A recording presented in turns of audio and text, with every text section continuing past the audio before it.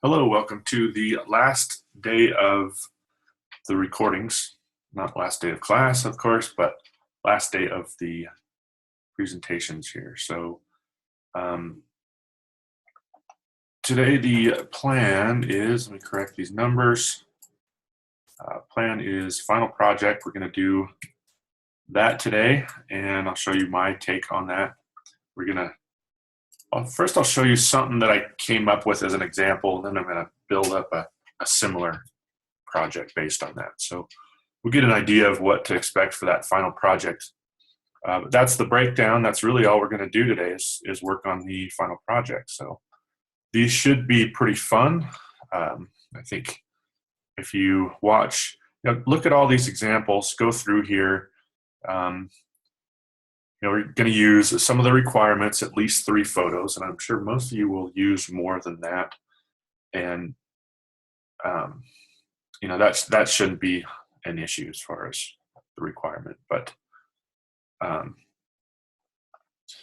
definitely read through all of these and watch this short, it's a little over 14 minutes presentation here. And I think that'll not only give you some good ideas, but let you know what you need to do. And I'm going to, like I say, work through, kind of solve problems and talk things out loud, talk about how I resolve and put things together, and show you a version of what I did for this final Facebook hoax. So try to make it that, try to make it something that's like believable, like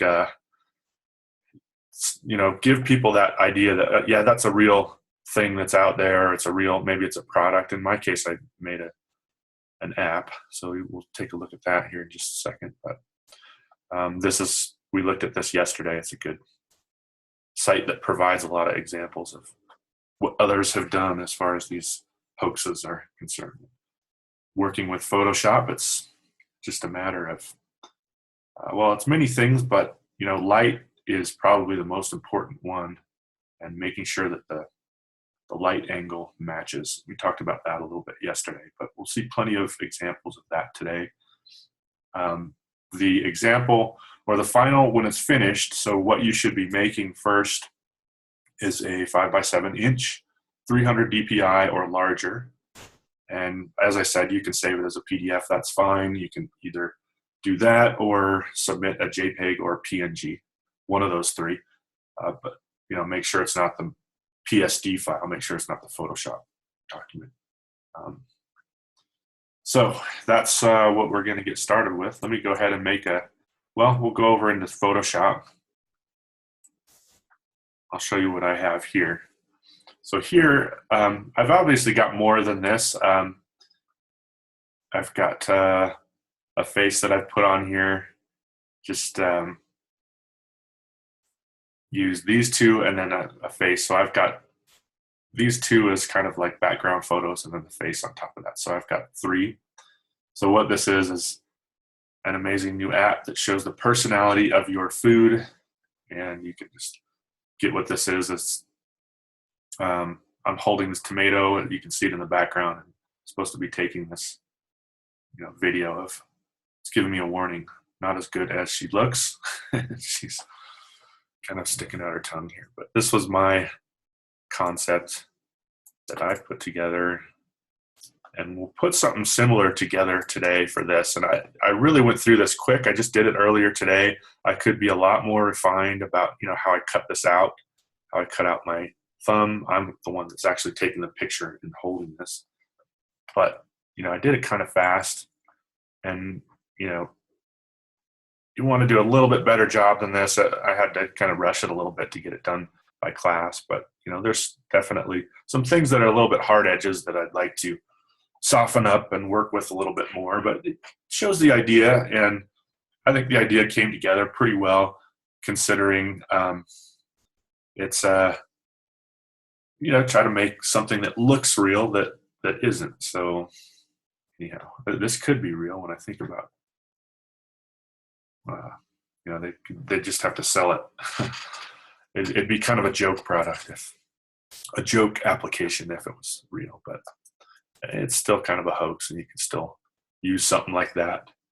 I got part of the idea from that website that we were looking at yesterday. I think it's human descent. So what I did was just, wanted to put the faces on the food, and I thought that was kind of a fun idea and wanted to work with that. But I mean, I guess it could be a hoax. This, but how believable is it? I guess it looks like it was part of another product or something like that. So, if it's a hoax, try to make it kind of believable, or at least look believable. And anyway, I think you get the idea, but kind of took it a little bit from that, and was thinking, well, if you just put a face on the fruit or vegetable, then does it really tie into a hoax? So I kind of made an app here that ties it to the idea of the hoax a little bit more. So there's always those kind of ways to rework things and kind of build up the idea of the story. If maybe you want to do something like this, maybe not. But this is basically what I'm going to do today. I'm going to be putting faces on some fruits or vegetables. I don't know. I'm just going to choose one that we're going to do, but that's basically what I'm going to do here for my hoax. So I just shot this, with a camera in my right hand. It was really hard to click the button. I did this like 2 hours ago, literally, and it was hard to click the button here, so I had to click it and then flip, if you notice, because what I'm doing is I'm holding this. I can only hold the fruit or hold the phone or whatever I'm taking a picture of with my left hand. So I didn't want two versions of my left hand, so I ended up flipping this hand. So it's in Photoshop, it's just transform, flip horizontal on that single layer. So that gave the illusion that it was my right hand, even though both are my left hand, and kind of just making do with what I have kind of last minute in this case. And a lot of times that's what it comes down to. I know that the weeks go fast, and in real life you can have a lot more time to set things up and to get the right props and to get even sometimes the right photographer or whatever it is you need to get, and then set everything up. And things like this, like a real photo shoot, might take place over the course of a month, where you're going back and reshooting things, or you've got a little studio set up. But literally, we are kind of every single week we're a little bit under a time crunch, as you've probably noticed, as I've heard from about 4 or 5 people in the class, that they're working a lot, they don't have a lot of time, and how can they get through this? And I know how it is. So we all kind of have to work with what we have. All things considered, I don't think this turned out so bad. I think it turned out pretty good, actually. It would work, on kind of maybe a tabloid sort of press, which is what I was going for for the most part. So, anyways, I think it turned out pretty good, pretty funny, definitely believable as a hoax. So some other things to consider, flipping the hand, that was one method. You have to be creative, I think, outside of, the tools in Photoshop. I think I'll show you some of the photos that I have to work with. Lemons, these possible backgrounds are just grass. Onion, that purple onion looks kind of fun. Pepper. This one was another one that I did. Kind of more fun though when there's a strong expression. This is a little bit more, but maybe like even if I had the open eyes and used her open eyes, it might look a little bit better. But again, time crunch, you do it, you have an idea, you kind of try it out, and at this point, I went with what I had, and I think this is pretty decent. But when what I'm telling everyone else to do when it's done, how might it be improved? And I think one way that it might have been improved in my case would be, there's the face that I used, and bigger. I think open eyes, a strong expression might be, pretty good. So we've got some funny faces, and it's flash, it's on camera flash, which is normally not the most appealing light ever. But, and this is more light, more exposure on this than this one. But the light is coming from on camera. So those shadows are going to be the same. So anything that I put on the fruit, it's the same light that is on her face. So I already know that the facial features are going to go on there pretty well. It just depends on what face that I want to put on here. So strawberries I was thinking about, but the rough texture, and this is kind of looking at things before we compiled it. One of the things, one of the reasons why the tomato looks pretty believable is because this skin on the human face is smooth, and the skin on the tomato is smooth. So the strawberry would definitely present a challenge. I mean, you could do it, but you're going to work at it a lot longer because of these bumps, this texture, the bright light and the dark light where all the seeds are. So that's going to be a challenge, even though maybe that was my initial idea, was to do her on a strawberry. That texture being so rough is going to present a problem in terms of, the times it's going to take me to make that work. And I'm going to have to solve problems like, how is it going to look like where there's areas that have to be smooth, like her eyeballs have to be smooth, and probably her nose should be smooth, tip of her nose anyways, and lips, because otherwise it's going to blend a little bit too much with that texture of the strawberry. So I'm thinking about stuff like that. And that's probably a little better photo. It's got a little bit more light on it.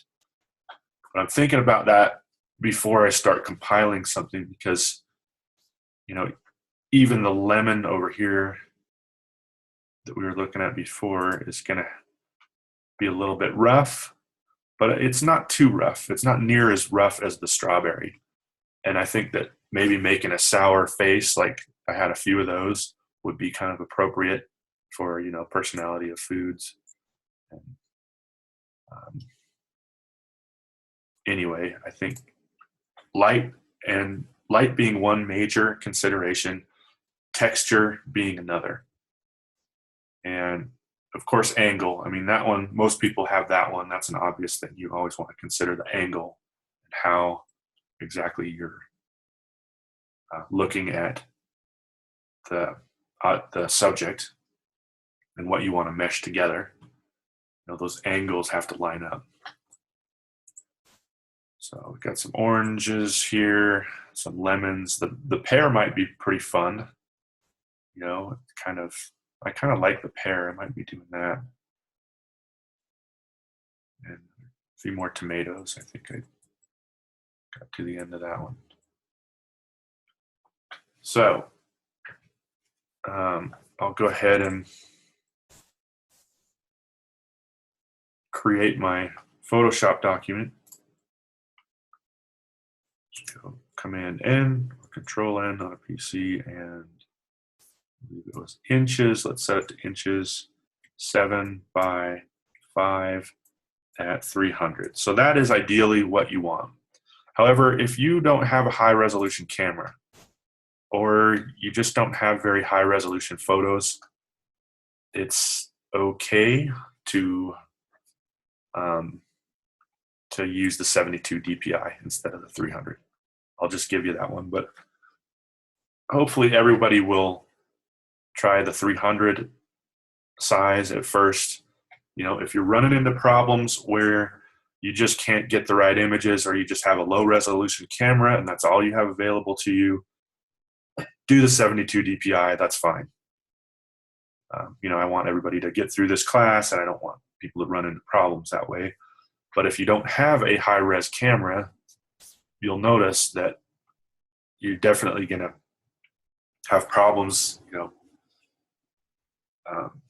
composing and compositing those images. Again, I think as a general rule with most things, we only want to blow them up. You know, if we want to preserve the detail on the skin, for example, you know, let's say we blow up facial features or whatever, probably only want to go, I would say between 10 and 20% is fine. I know I said 10% yesterday, but we can give it a little bit more room. But, you know, you don't want to be to the point that that's getting blurry. You know, watch your edges. As I said, I'm pointing out some flaws in my own. When I cut this out, I did it really kind of fast, and some of this notching and edges they could be done with a lot more care. And I just kind of rushed through it with this tool right here, the marquee tool, the polygonal lasso tool. So that's all I did here. I think if I really wanted to take my time, I could probably use maybe the brush, different brushes, and masking with this quick mask tool, or even better, the pen. And I did this with her teeth with the pen tool here. So, you know, you can see that outline there. Pen is a great tool. It takes more time to get those paths, but it does a really good job as far as being accurate. You know, pay attention to your edges. Are they soft or are they hard? You know, this is a soft kind of, there should be a little more detail on my thumb here. But, you know, it's kind of tough when you're taking the photos. You don't have someone to take them and really, you know, observe all those things that they need to and get tack sharp focus on these different parts. I just, as I say, kind of went through it fairly quickly. And anyway, hopefully you get the idea. You can get through it kind of quickly as well. But I hope that you'll take a little bit more time than, you know, what I'm showing here. You'll do as I say, not as I do mentality. I know I hate to be the one to say that, but yeah, I look at this now and I'm like, well, I could have spent quite a bit more time on this. And I want to encourage everybody here to spend time and really kind of perfect those things. If you have a blurry photo, I mean, either retake it or just decide to work with what you got. And, you know, you might get marked down a little bit for it, but, you know, at least you'll have that project done and you've got something that tells the story, shows what you're going for. So let me go back. Let me make sure that I've got the right size in place here for 5x7, 300 DPI. So I believe that's what I did. 5x7. Yeah. And whether you want it horizontal or vertical, you know, 5x7, that's up to you. I'm kind of thinking, you know, either way, you can also just have a composite like this, and then just take this at the last minute, just move it. So move it into your document here.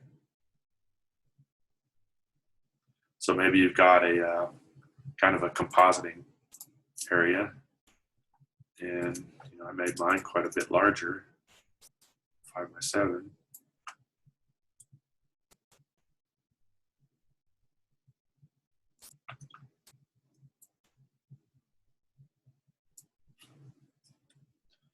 that would be another way that you could do it. I think, you know, you could even, at this point, you know, we said in the write-up that we're looking for that format. So that's the format, either horizontal or vertical, that I'll be looking for. 300 dpi if it's 72, you know, maybe indicate a note to me in the Dropbox that said, you know, this is the highest resolution I could do,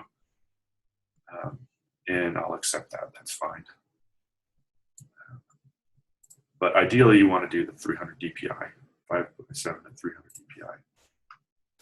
So if you decided to do this step kind of toward the end, that's not really so bad. You could do what I'm doing here and maybe just, you know, change the format. We could do something like this at the last minute. We could end up putting the text over here, maybe making it smaller. But you know, you get the idea. I think if you wanted to do something that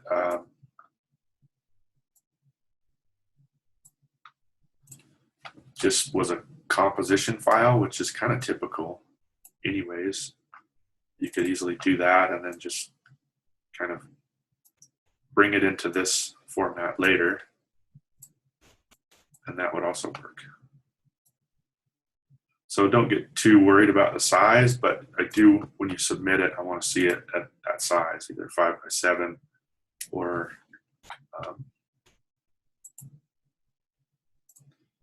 either the horizontal or the vertical version of that. So format's kind of important since that was listed. And this, I just would have to kind of work the pieces around a little bit.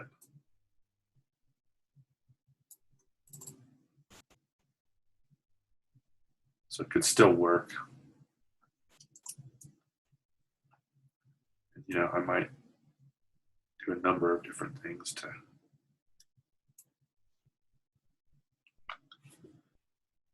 make this work. I could maybe put this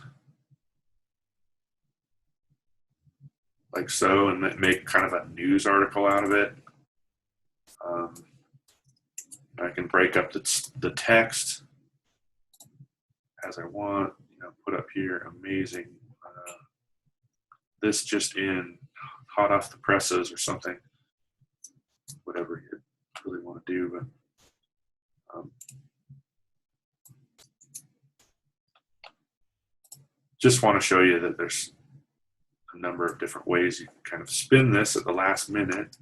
It's not such a big deal if you want to have a comp file, is what I call them, where you just kind of put all the pieces together. I think it's good to know, like, at least an idea of, well, do I want a vertical or do I want a horizontal?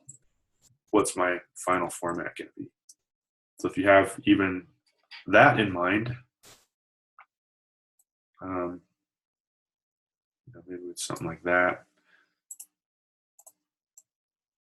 You know, it might be enough to have, you know, something like this. We've got some margins on all sides.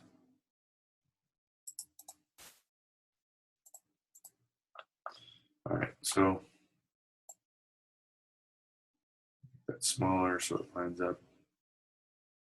We're gonna make it all just fit in here. Remember, I probably wouldn't go for a title. It should be at least 16 pixels, 16 point, same thing. So, you know, that's another way that I could just spin that one, even though I composited it like this. And this, I mean, this isn't a very good job. Again, I just kind of quickly dropped it in here. And, you know, I'm not wild about it at this point yet, but it definitely passes the qualifications for what we're looking for on this. So if you wanted to submit something on that format, keep that format in mind, and this would be completely acceptable.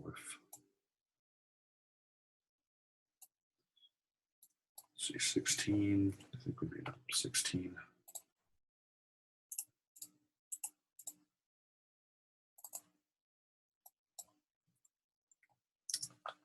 All right.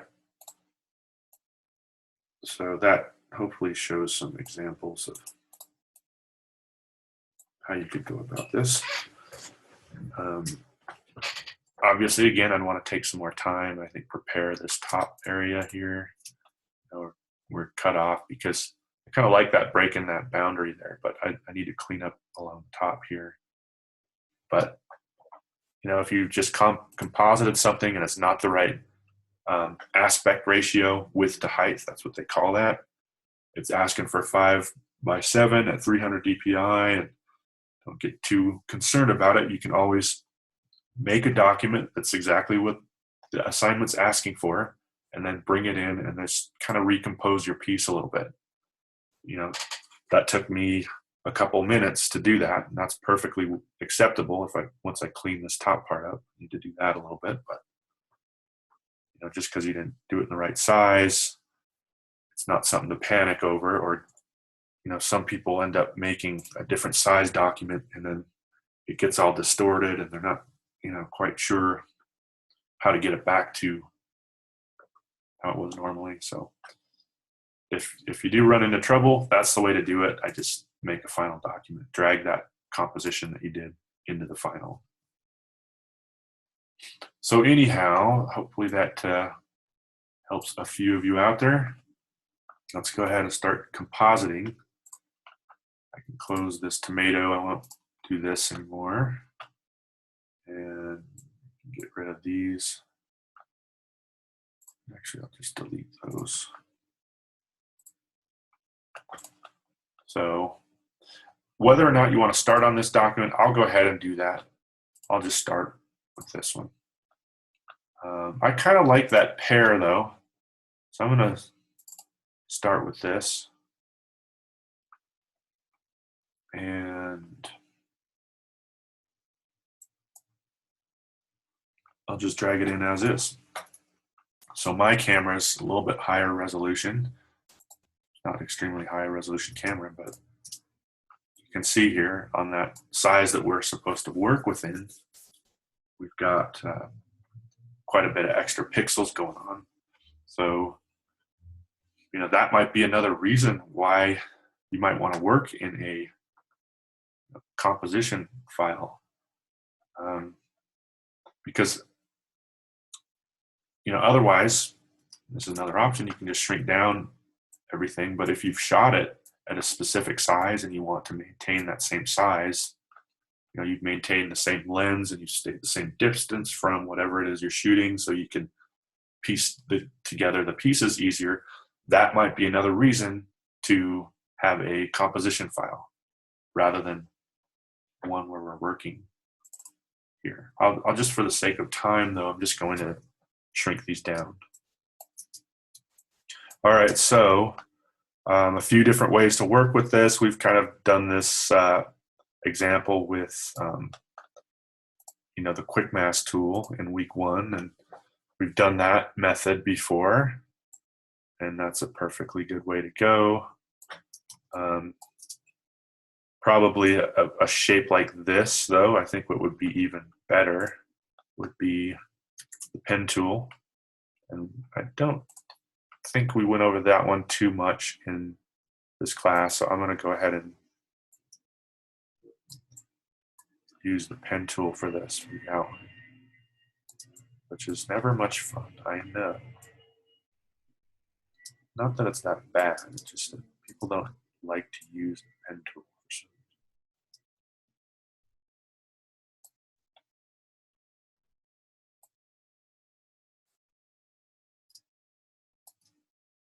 reason. And here you can see how I don't have to go on the edge of this. It's like if it's something that nobody's going to really miss, Option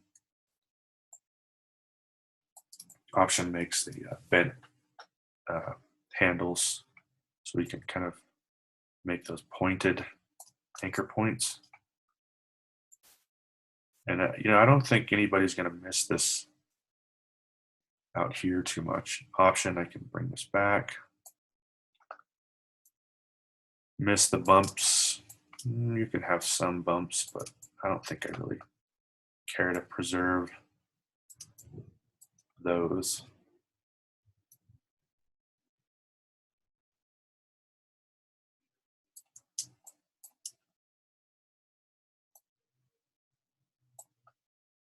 It's a soft edge, blurry, out of focus edge here on this stem for the most part, but I want to make it hard edge, and that's what I'm going to do here.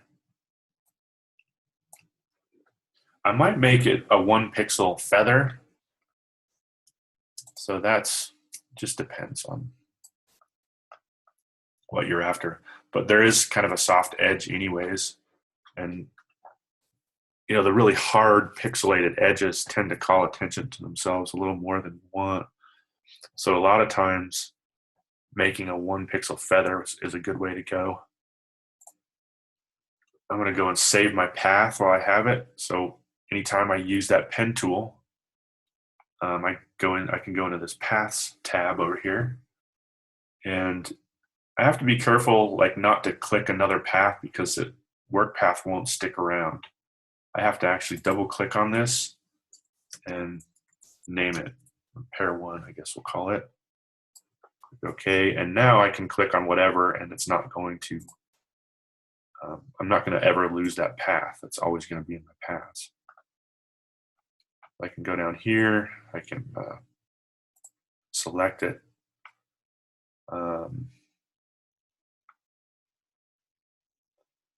And let's see how this looks in terms of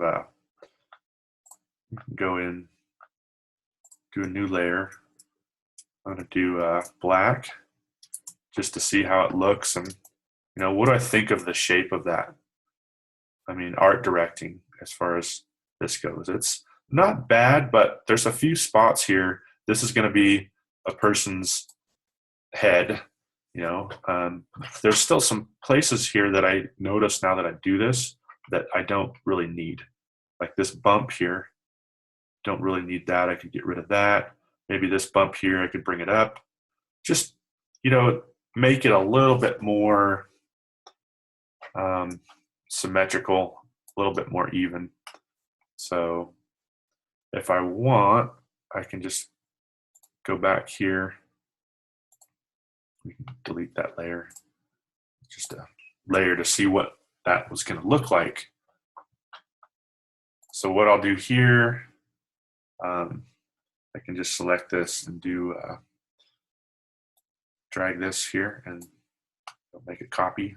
Just drag it down to the little icon that looks like a piece of paper with the corner folded.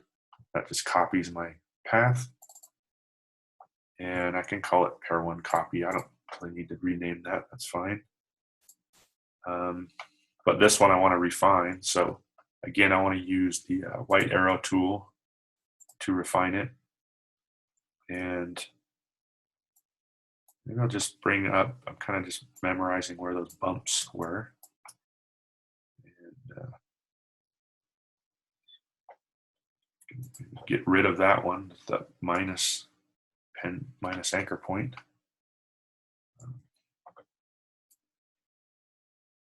Delete anchor point tool.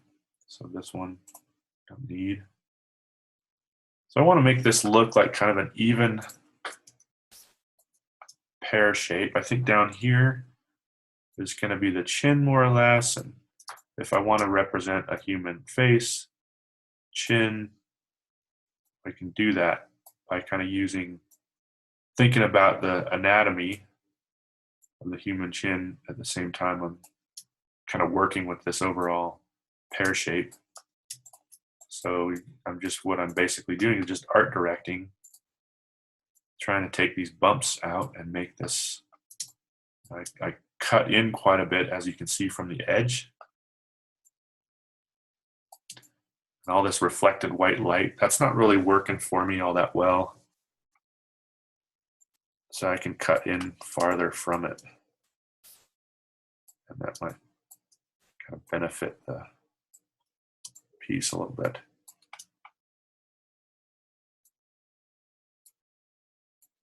Bring these down.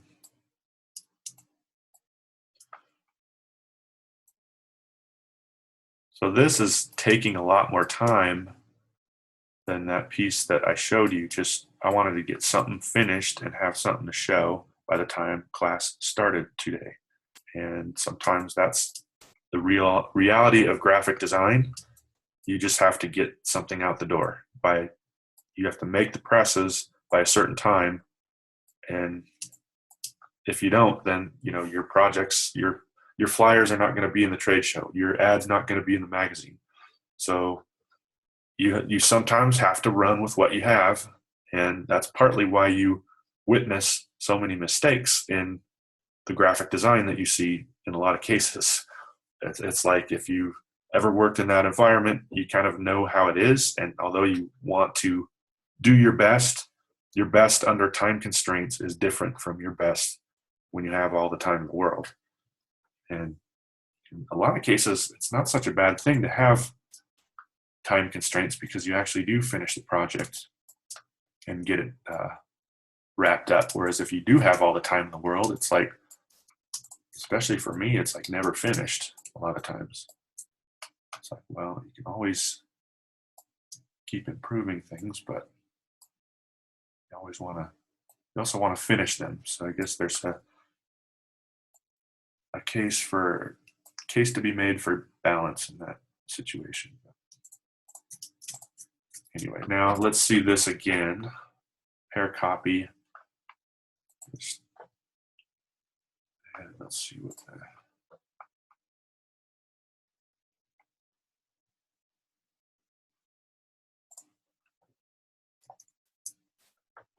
Now, does this look a little bit more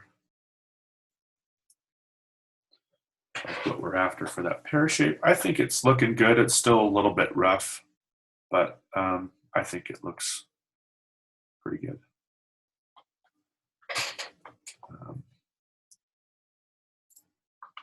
All right, so now let's do pair one copy. Let's do the selection. We'll look at refine edge here. Let's see, where is refine edge? There it is. So there's the shape that I'm getting that looks good. What do I want on feather? I said 1 pixel before. So here would be 1 pixel. Smooth. Yeah, let's do some smoothing. Maybe 2 pixels on that. We can kind of see what we're getting here. And I'm going to leave these others. I don't want to shift the edge or worry about contrast. So just click OK. And the good thing about having paths is I can always go back and get these selections if I don't need it. In my case, I'm selecting all the outside, so I have to do Command Shift I to invert that, because I just want to cut this pear shape out. So I'll go Command C, Command V. I have to be on the right layer. Command C, Command V. So you can turn these off now. And I'm not wild about the shape, but it's okay. I think when I look at this again, I could, if I really wanted to make it more art directed, I think I have to choose, like, I have to think about what I'm after. But here's one thing that I could do. I could either take this side and flip it, or I could run with it how it is. It's all right how it is. But I just want to see maybe what this is going to look like if I duplicate this and flip it. So let me go ahead and do that. I'm going to select half of it. Command C, Command V, Command Shift V if you want it exactly in place, but I don't really care. At this point, I'm going to flip it anyway. So I'm going to go in here, transform, flip horizontal. Let me just see if this kind of gives us better looking, more of the type of face shape that I'm after. Maybe a more ideal pair. I kind of think it does. It might just work a little bit better for us in this particular case. So all I did was flip that. I just want this side of that pair. So I duplicated this, Command J. You can either turn these layers off now or throw them out. And that's another reason why I like to work in a separate file, like a composition file, and then drag it into my final format. As long as I have in mind what is it, horizontal or vertical in the layout, what's the basics, and I'm thinking of that, then that's a lot of times that's enough. So here we've got this. I want to now delete what's behind it. I don't even need to use a layer mask. I can if I want, but I know I'm not going to use that, so I'm just going to delete it. Just depends on, sometimes it's simpler to not use layer masks. So now we've got kind of this like almost too perfect looking pear shape that we can use for a head. And I think it'll look good when we put the facial features on it. But it's really just these two halves.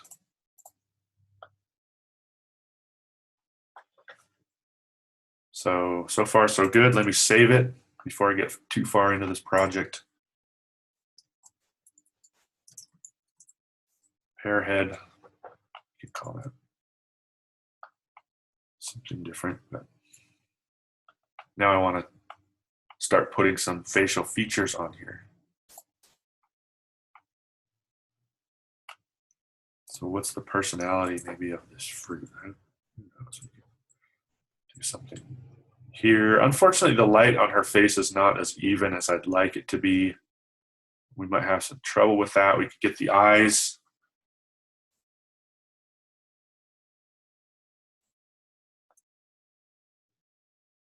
It's kind of a good one. The winking, but that's a good one, but I kind of want well, that one's all right. I like the direct eye contact with the camera.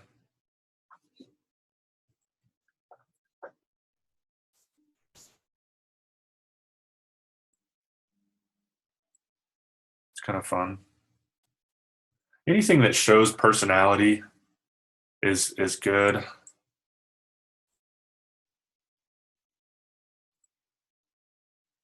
And even if it's over the top, sometimes it is.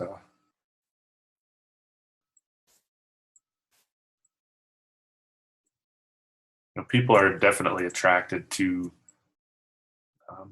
the personality. If there's more expression going on, it's going to get more attention. So I'm just going to choose one of these faces. I'm kind of having a hard time choosing. Maybe what we could do is just do some really quick compositions. See how she looks with the pear. I'm going to use this lasso tool, put feather on 10 pixels. It's about good. You could plus or minus that, but I think it's easiest if you just do each of the features one by one.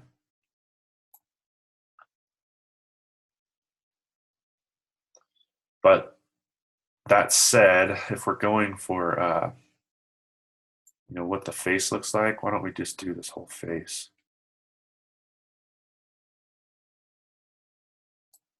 I don't think I want the eyebrows. If I want them, I can come back and use them later.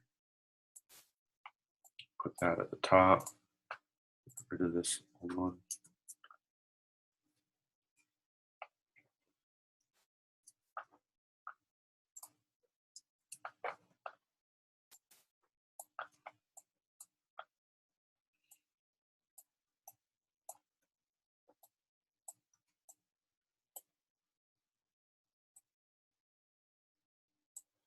not wild about the angle of her face, and a lot of times you just won't realize until you actually try to bring it in.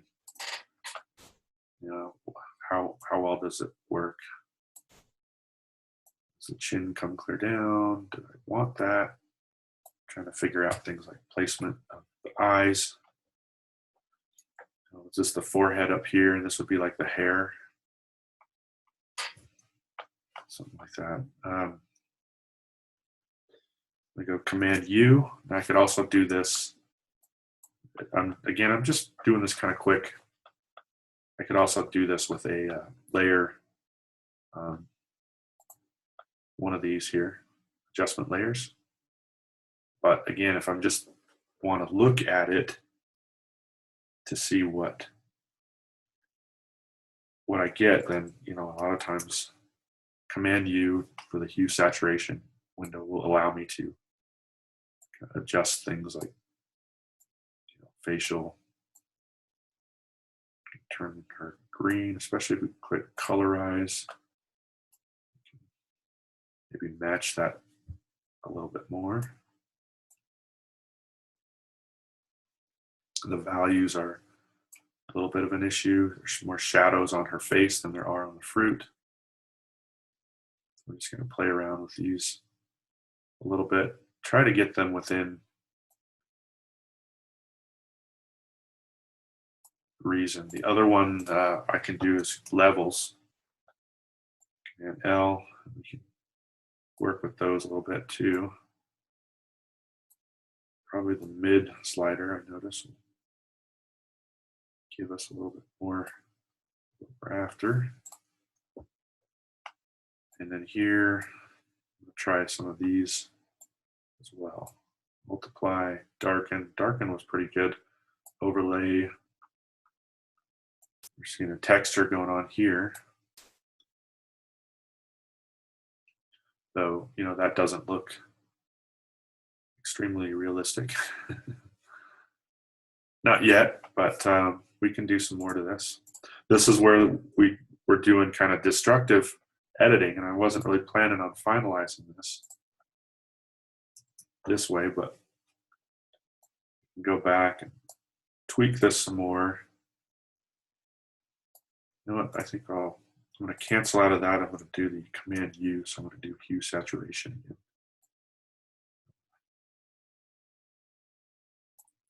That's giving me a little bit more what I'm after. Doesn't look too bad, really. Playing with these sliders, but the hue saturation has been pretty helpful so far. You have to ask things like, do you want white eyeballs, or do you want them to blend with the fruit a little bit more? It's kind of an art direction. It's your choice, really. This little character over here that somebody did,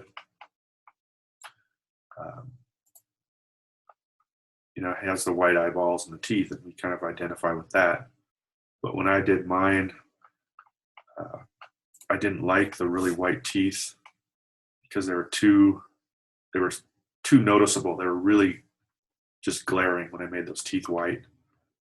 And it's just all dependent on what you're after and what kind of works with the scene. I don't want the teeth just showing up, having all this contrast and being pitch white. So I toned them down a little bit. With this person, made them white, just kind of an art directed thing. That's what you're after. And I'm not really sure what I want to go for here. Maybe for this one, I will do a brush and a layer mask, and I don't want a hard edge. See that? We don't want that going on. It's going to blend a lot easier if it's a soft edge. Just go with a 0 hardness, selecting one of these. And a lot of times I might want to pull the opacity down, go 55, we'll try that. there's too much of a bone structure here on the real face where the eye socket comes in. So I kind of like the look of it, but you know, how does it mesh with the fruit? I still want it to look natural, and that it's so dark in the original photo that it's kind of causing an issue a little bit. But I could conceivably see that as a face, and that could work a little bit. So again, something that you'll just have to play around with. The texture down here and the lips don't look so bad.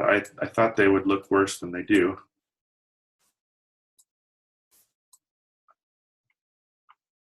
So it's kind of the Grinch. But done really fast by just getting the overall face. I think this probably looks better. Want it down low up here, or kind of in the middle probably. And the other thing, I'm not wild about this highlight that's really hot right here. I could have this like right on the tip of her nose. So let's try to do something here. I'm going to merge these two layers here. And we'll maybe take this. We'll see if that highlight goes right on the nose.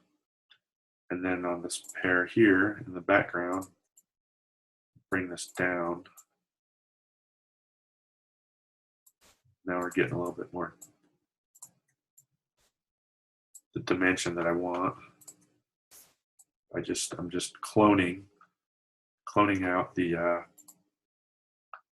highlight area. I want to see this highlight when I do it, but you know that's where they put the tip of the nose to add some more depth there. And I can just keep kind of working that. Brings out the nose a little bit.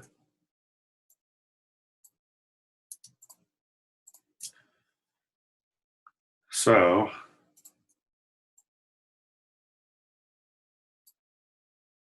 when those highlights are in the right place, it does come together quite a bit more.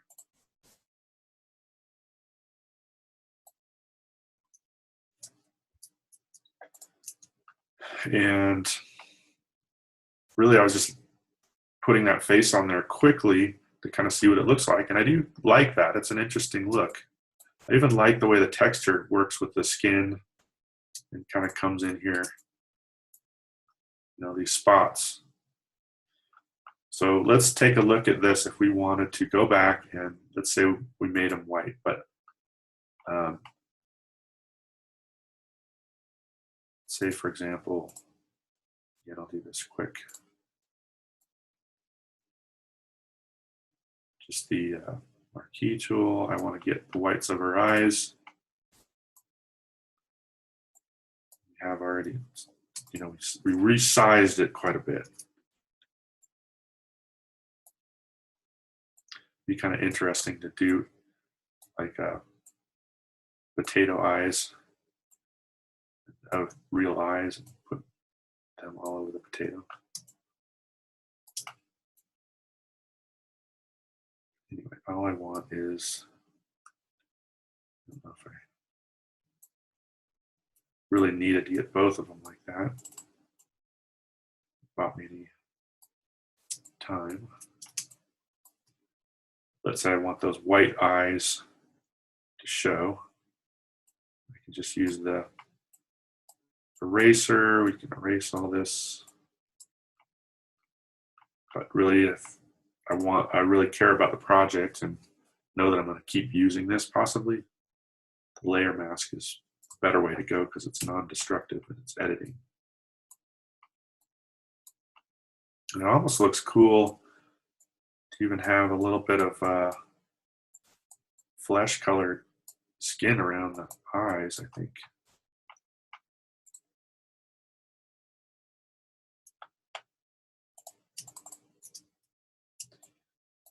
You know, maybe not. Sometimes you just have to see it though to know how it looks. Because it's one thing to think it, and in your mind it seems like it would look great, but then you actually go and do it, and it's like, huh, it doesn't quite come together like I thought it would. That tends to happen quite a bit. That could work. I kind of like that. Let's see. I'm actually going to separate these layers. Oops.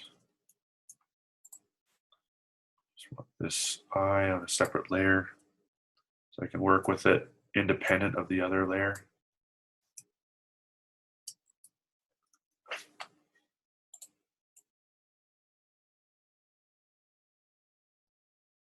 And that's the other thing.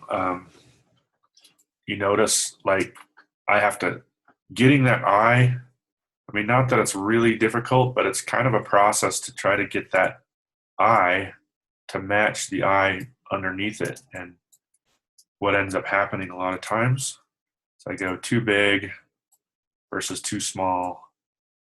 And if I'm using a composition file, like I keep talking about, you want to compose everything in a separate file.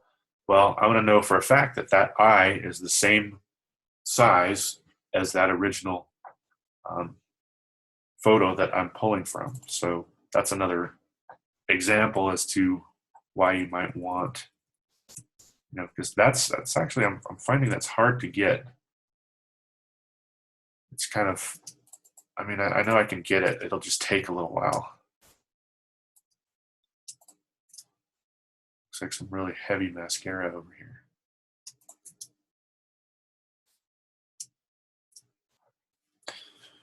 All right. So this one we can do something similar.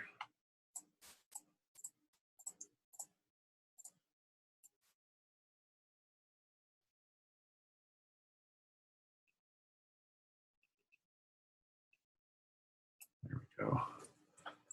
That one I got right on.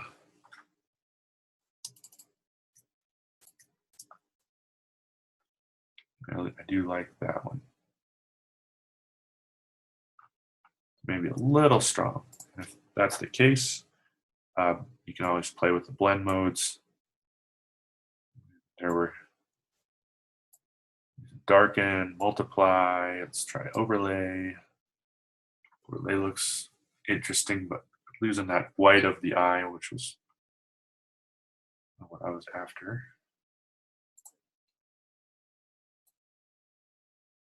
Maybe we stay normal. Try a 90% or 80%. So it's kind of white, but not stark white.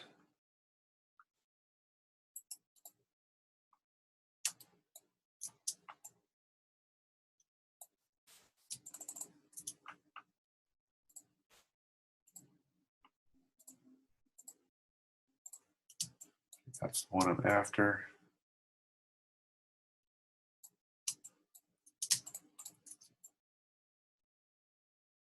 That iris, I'm just trying to line all these features up so it's realistic. This I kind of like, but it's a little too dark. So maybe I can erase some of that.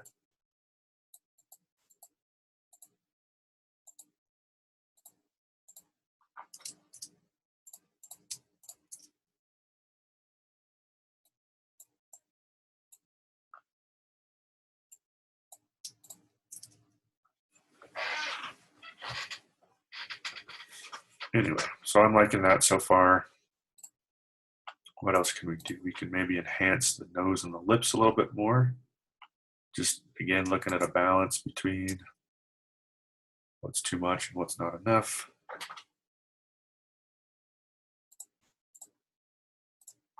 I'm just going to duplicate that layer. That's obviously too much now. or at least for me, what I'm after. It's kind of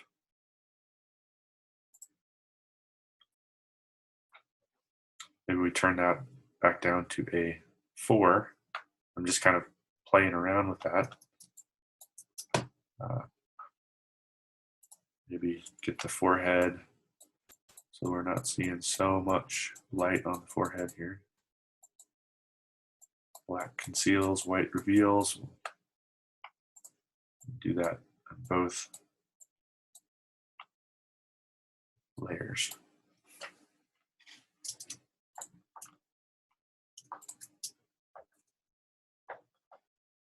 So I'm liking it. I think it's coming together pretty well.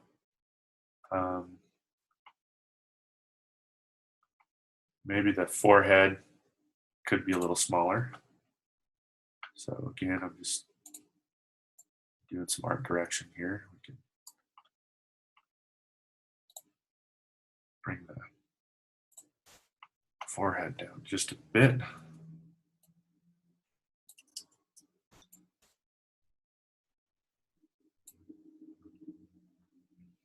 And stretch it. Got to watch out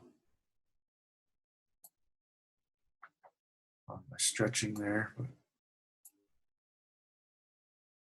overall, I think that looks a little better. Got to reshape the sides here, which I could do this maybe with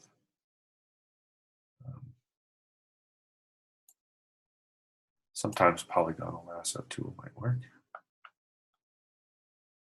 But since it's kind of round, maybe not. Let me go, let me use the quick mask.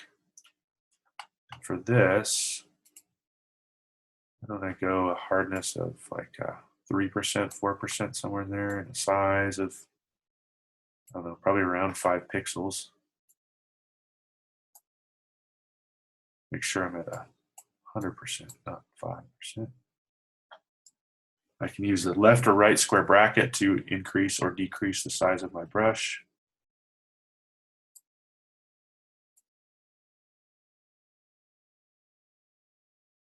So I'm just going to do that.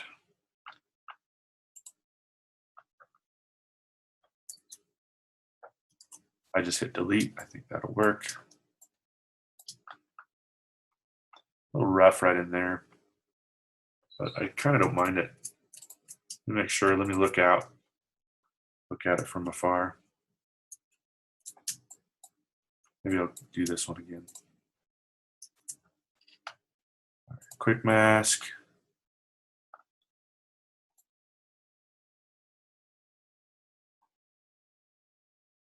Again, it'd probably be easier for me to change to my tablet at this point. But,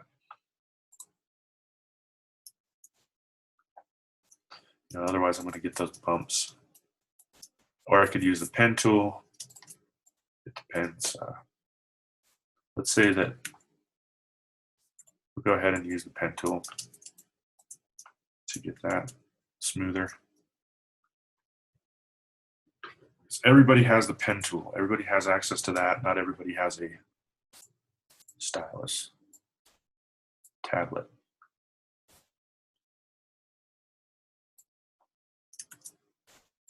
So just carving out the shape here. If it's a new shape, slightly different than what it was before, that's totally fine. That's just kind of a throwaway shape from our paths. It just appears as a work path. You can just click it like so. And I suppose too, if I'm worried about it in this case, I can always go back to my layers and I can add option, well, just regular click in this case. So there, that's pretty smooth. Pen tool. If I didn't mind the bumps, you know, that'd be fine. But I was kind of, I didn't really want those bumps that were happening before.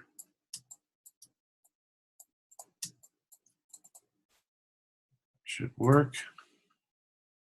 You can also just right click, control click, whatever you want. You can do make selection. They'll ask you what you want to feather it. I guess 1 is probably good. That's what I believe I remember that's what I did last time, or we did refine edge earlier.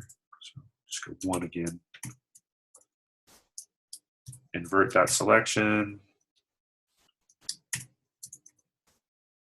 Just fill that so it's smooth. Oh, what happened here? Man. See, that's the thing too. I mean, it won't take that long, but whenever you do a new work path, it overwrites. Like, watch, you see here? I think I just hit the undo key once again by accident, so I didn't mean to hit it, but you know, I'm gonna go get this again. It's all right. Just come out here. Since this was selected, it put it on the same path. So also select down there, fill that.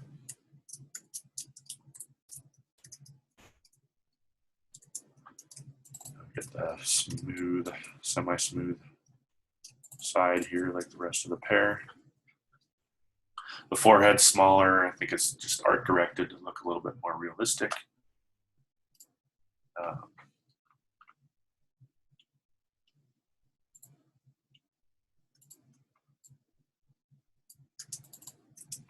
What else? I think maybe we could put a background in this. It could be hanging from a tree. It could be, make a little story. I think that's part of the fun.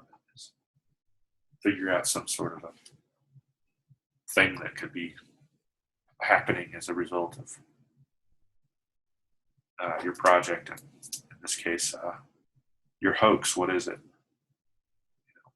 Here, I'll try to figure out some other scenarios for what we could maybe make from this. But I do like it. I think we're on the right track with it. Kind of reminds me of the Grinch. Maybe we could do some sort of a play on the Grinch or something. I don't know. But then I need to get probably the right photos for it. And it just depends. We'll see what we do. Sometimes I like to make shadows. That's a simple treatment you can do to make it look like it's floating.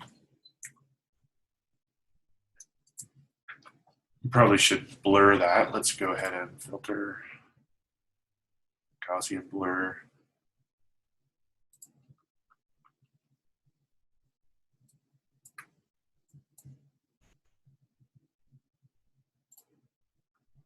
Looks good.